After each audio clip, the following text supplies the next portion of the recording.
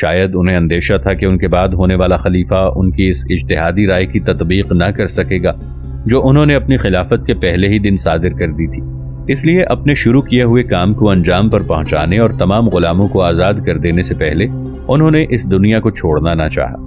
پہلے حضرت عمر رضی اللہ عنہ نے یہ سوچا کہ ان کے بعد مسلمانوں کا انجام کیا ہوگا، پھر اپنے اجتہادات پر غور کیا اور اس کے بعد انہیں خیال آیا کہ ان پر قرض ہے جسے ادا کرنے سے پہلے وہ اس دنیا کو چھوڑنا نہیں چاہتے تھے۔ بات اصل میں یہ تھی کہ انہوں نے بیت المال سے 86,000 درہم قرض لے رکھے تھے۔ چنانچہ انہوں نے اپنے صاحبزادے حضرت عبداللہ رضی اللہ عنہ کو بلایا اور ان سے اس قرض کا ذکر کر کے فرمایا، میرا متروکہ فروخت کر دو، اگر اس سے ادا ہو جائے تو بہتر، ورنہ بنو عدی سے یہ درخواست کرنا، اور اگر وہ بھی پورا نہ کر سکیں تو کل قریش سے، لیکن قریش کے علاوہ اور کسی کو تکلیف نہ دینا۔ چند دوسرے مسلمانوں کی طرح حضرت عبد الرحمن بن عوف رضی اللہ عنہ کو بھی یہ معلوم تھا کہ حضرت عمر رضی اللہ عنہ نے یہ رقم قرض لے کر مسلمانوں پر خرچ کی ہے، اس لیے انہوں نے کہا، آپ بیت المال سے لے کر یہ قرض کیوں نہیں ادا فرما دیتے؟ حضرت عمر رضی اللہ عنہ نے جواب میں فرمایا، معاذ اللہ، کیا تم یہ چاہتے ہو کہ تم اور تمہارے ساتھی میرے بعد یہ کہیں کہ ہم نے اپنا حصہ عمر کے لیے چھوڑ دیا؟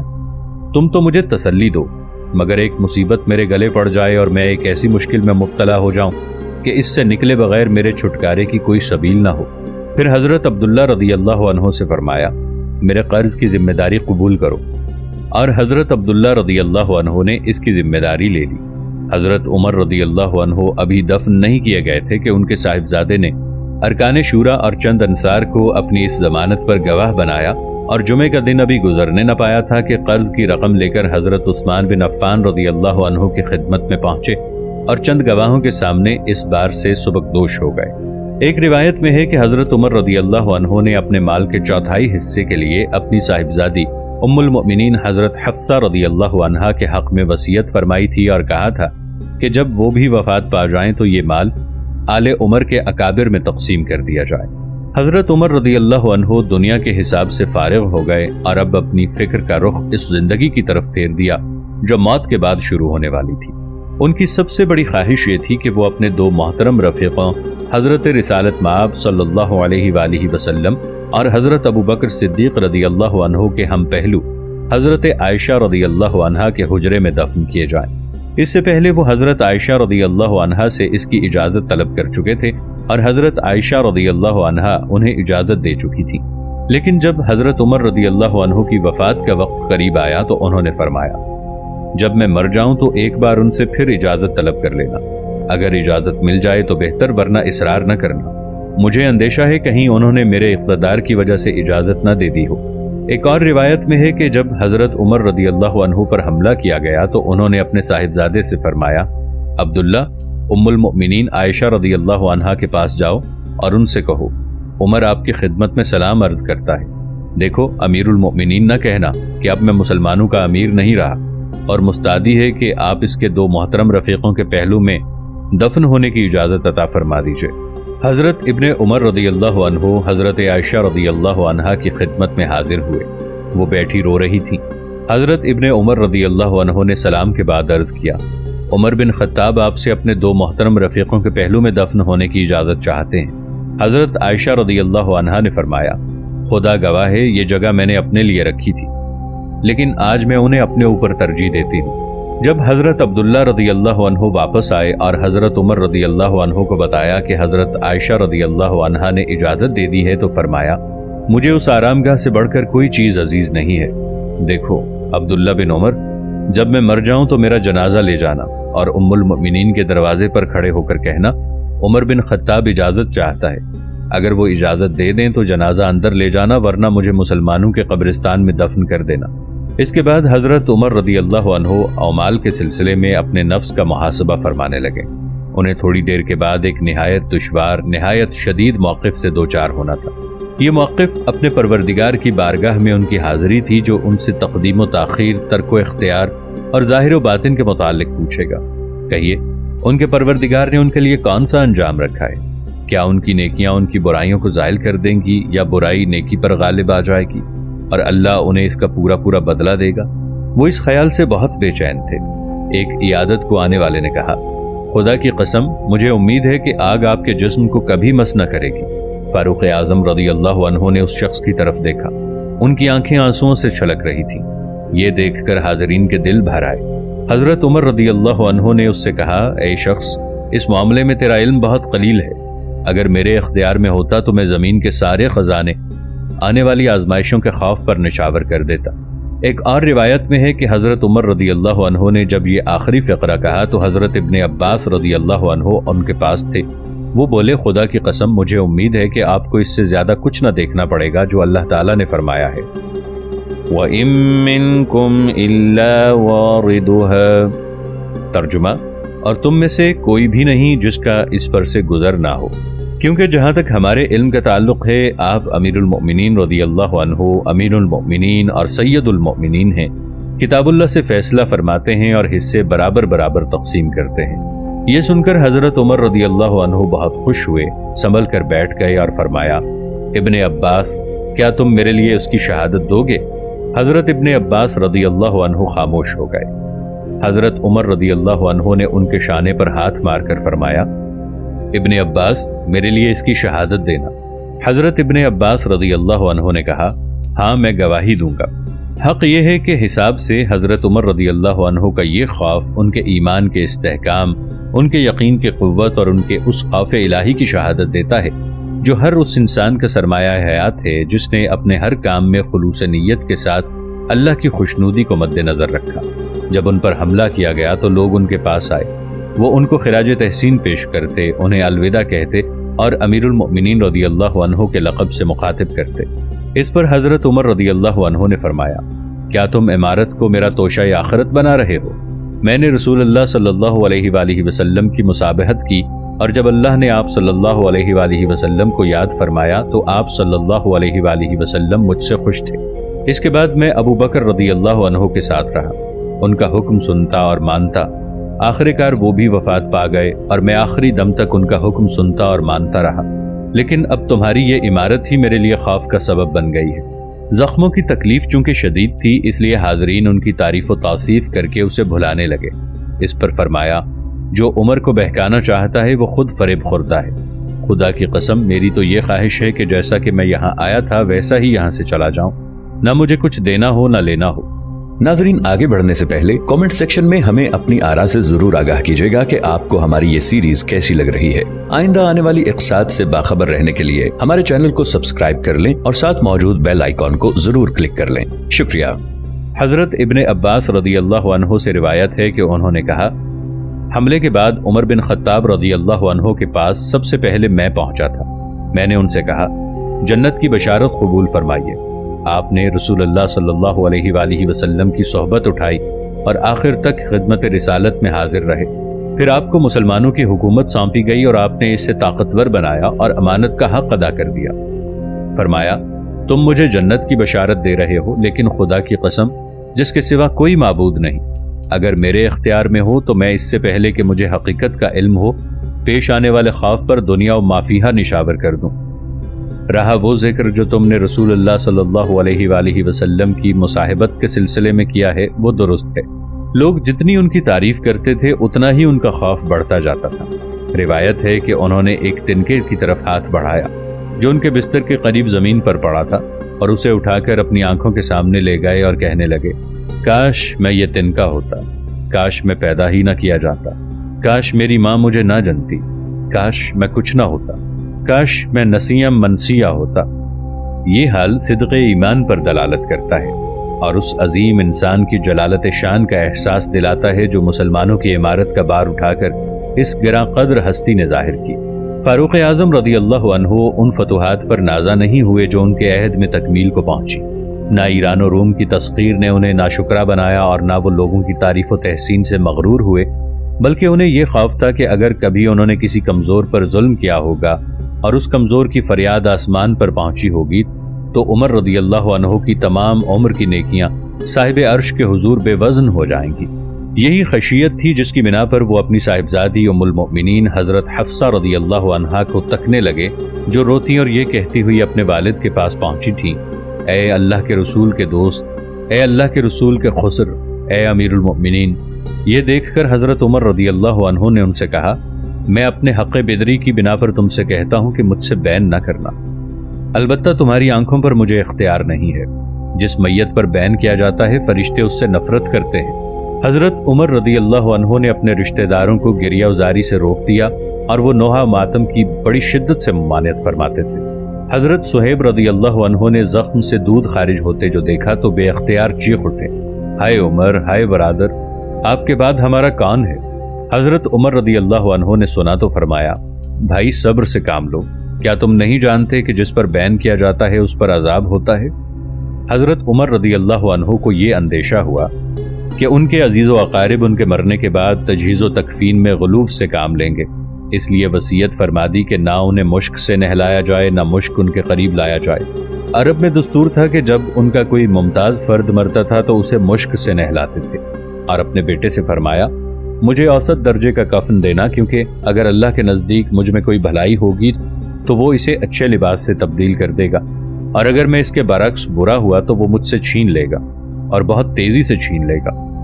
میری قبر بھی معمولی ہونی چاہیے، عورتیں میرے جنازے کے ساتھ نہ چلیں، اور میری تعریف میں وہ باتیں نہ کہی جائیں جو مجھ میں نہیں ہیں، اس لیے کہ اللہ مجھے زیادہ جانتا ہے۔ جب تم میرا جنازہ لے کر نکلو تو تیز تیز قدم چلنا، کیونکہ اگر مجھ میں اللہ کے نزدیک کوئی بھلائی ہے تو تم مجھے اس جگہ جلدی پہنچا دو گے جو میرے لیے زیادہ بہتر ہے، اور اگر میں اس کے برعکس ہوں تو تم اپنے کندھوں سے وہ برائی جلدی اتار پھینکو گے جو تم اٹھائے ہوئے ہو۔ حضرت عبداللہ بن عمر رضی اللہ عنہ یہ وصیت سن رہے تھے۔ وہ اپنے والد کے بستر کے قریب بیٹھے تھے اور حضرت عمر رضی اللہ عنہ کا سر ان کے زانوں پر تھا۔ جس وقت حضرت عمر رضی اللہ عنہ نے محسوس فرمایا کہ لقائے ربانی کا وقت قریب آ گیا ہے تو بیٹے سے فرمایا، میرا رخسار زمین پر رکھ دو۔ حضرت عبداللہ نے کہا، کیا میرے زانوں اور زمین میں کوئی فرق ہے؟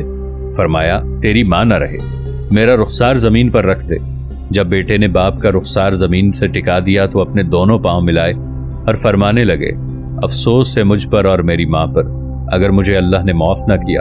وہ یہی فقرہ دہراتے رہے تان کے روح نے جسم کا ساتھ چھوڑ دیا۔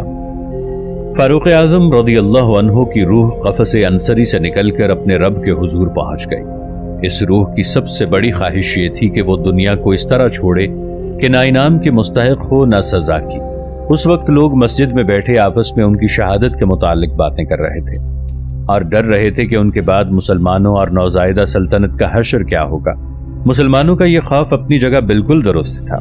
بھلا کون تھا جو فاروق اعظم رضی اللہ عنہ کے بعد ان اہم ذمہ داریوں سے انہی کی طرح عہدہ برا ہو سکتا، اور کون تھا جو اپنی ذات اور اپنے اہل و عیال کو فراموش کر کے اپنے آپ کو محض اللہ کے لیے وقف اور مسلمانوں کی خدمت اور ان کے درمیان عدل و مساوات قائم کرنے کے لیے مخصوص کر دیتا۔ جس وقت حضرت عمر رضی اللہ عنہ نے اپنے عہد کا آغاز فرمایا ہے، ان کی حکومت صرف جزیرہ نما عرب تک محدود تھی، لیکن جب وہ اس دنیا سے رخصت ہوئے ہیں تو ایران، عراق، شام اور مصر اسلامی سلطنت میں شامل ہو چکے تھے۔ لیکن اس کے باوجود ان کے زہد و تقشف، ان کی سادہ زندگی اور ان کی اپنی جان پر ستم جھیلنے میں کوئی فرق نہ آیا۔ اقتدار نے انہیں اپنی زندگی کی عام روش سے نہیں بھٹکایا، اور انہوں نے کبھی اپنے اور تمام مسلمانوں کے درمیان کوئی امتیاز روا نہیں رکھا۔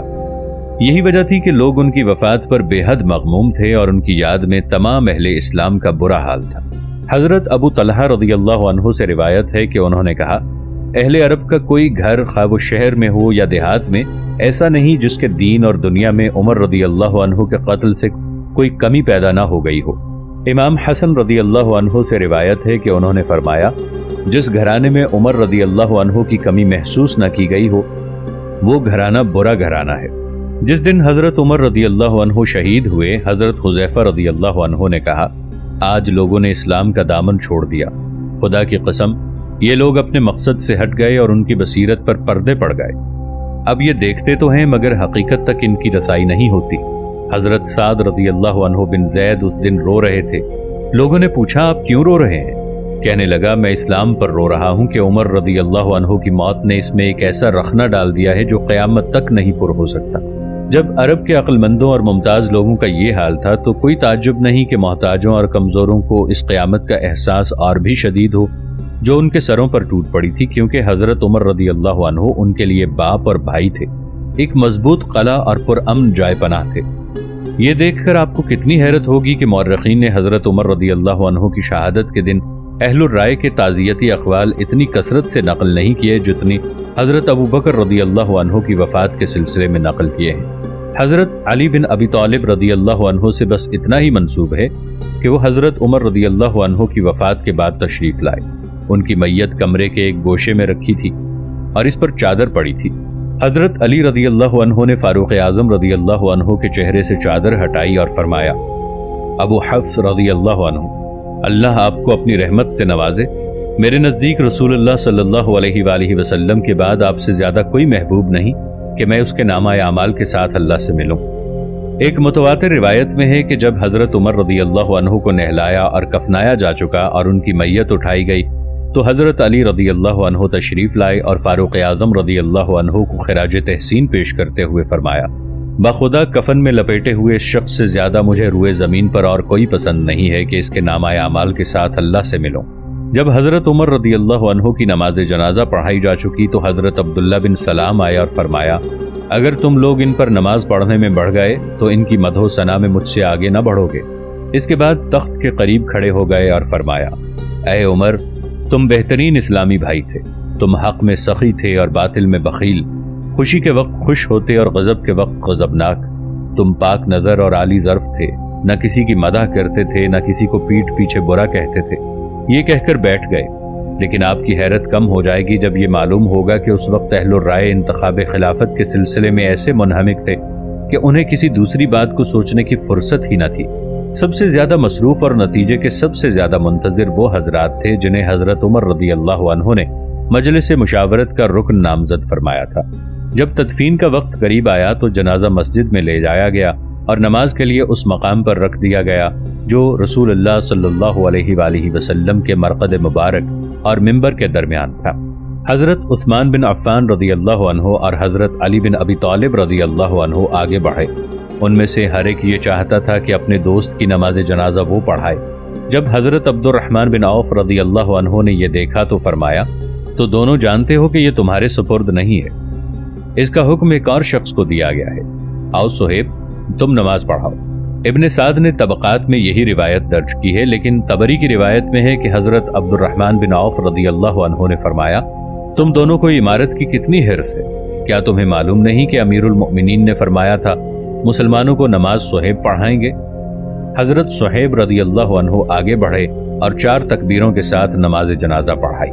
علامہ طبری نے حضرت مغیرہ بن شعبہ رضی اللہ عنہ سے ایک روایت نقل کی ہے کہ انہوں نے کہا، جب عمر رضی اللہ عنہ کا انتقال ہوا تو بنت ابی حشمہ رضی اللہ عنہا نے روتے ہوئے کہا، ہائے عمر، آپ نے ٹیڑھ کو دور اور تکلیف کو رفع کر دیا، فتنوں کو مارا اور سنت کو زندگی بخشی۔ آپ دنیا سے رخصت ہوئے تو آپ کا دامن پاک تھا اور آپ ہر عیب سے بری تھے۔ جب وہ دفن کر دیے گئے تو میں علی رضی اللہ عنہ کے پاس پہنچا کہ ان کی زبان سے عمر رضی اللہ عنہ کے متعلق کچھ سنوں۔ وہ داڑھی اور سر کے بال نوچتے ہوئے نکلے۔ اس وقت میت کو غسل دیا جا چکا تھا اور اس پر ایک چادر پڑی تھی، جس سے ثابت ہوتا تھا کہ حکم الہی پورا ہو چکا ہے۔ علی رضی اللہ عنہ نے کہا، ابن خطاب رضی اللہ عنہ، اللہ آپ پر اپنی رحمت کا سایہ ڈالے۔ بنت ابی حشمہ رضی اللہ عنہا نے ٹھیک کہا، آپ نیکیاں لے کر جا رہے ہیں اور دنیا کی برائی سے محفوظ رہے ہیں۔ خدا کی قسم، بنت ابی حشمہ نے خود کچھ نہیں کہا، اس سے کہلوایا گیا ہے۔ بہت ممکن ہے کہ انتخاب خلافت میں ارکان شورا کی مصروفیت دیکھ کر آپ کی یہ حیرت کچھ کم ہو گئی ہو کہ مورخین نے وہ تعزیتی فقرے کم کیوں لکھے جو حضرت عمر رضی اللہ عنہ کی وفات کے دن زبانوں سے ادا ہوئے تھے۔ ابھی آگے چل کر آپ اس مصروفیت و مشغولیت کی تفصیل دیکھیں گے تو آپ کی رہی سہی حیرت بھی جاتی رہے گی، اور اس کے بعد جب آپ یہ ملاحظہ فرمائیں گے کہ لوگوں نے حضرت عمر رضی اللہ عنہ کی تعظیم و احترام کا حق ادا کر دیا تو آپ کا دل خوشی سے لبریز ہو جائے گا کہ حق ہمیشہ باقی رہتا ہے، چاہے اغراض کچھ دیر کے لیے اسے چھپا ہی کیوں نہ لیں۔ میت کو غسل دینے کے بعد 3 کپڑوں میں کفنایا اور پھر مسجد میں لایا گیا، جہاں حضرت صہیب رضی اللہ عنہ نے جنازے کی نماز پڑھائی۔ اس کے بعد لوگوں نے میت اٹھائی اور حضرت عائشہ رضی اللہ عنہا کے دروازے پر آ کھڑے ہوئے۔ حضرت عبداللہ ابن عمر رضی اللہ عنہ نے کہا، عمر بن خطاب اپنے محترم رفیقوں کے ساتھ دفن ہونے کی اجازت چاہتے ہیں۔ حضرت عائشہ رضی اللہ عنہا نے جواب دیا، بے کھٹک چلے آؤ۔ لوگ رسول اللہ صلی اللہ علیہ وآلہ وسلم کے حجرے میں داخل ہوئے اور میت کو اس کی آخری آرام گاہ میں اتار دیا۔ حضرت ابو بکر رضی اللہ عنہ کا سر شانہ رسالت کے متوازی تھا۔ حضرت عمر رضی اللہ عنہ کا سر شانہ صدیقی کے متوازی رکھا گیا۔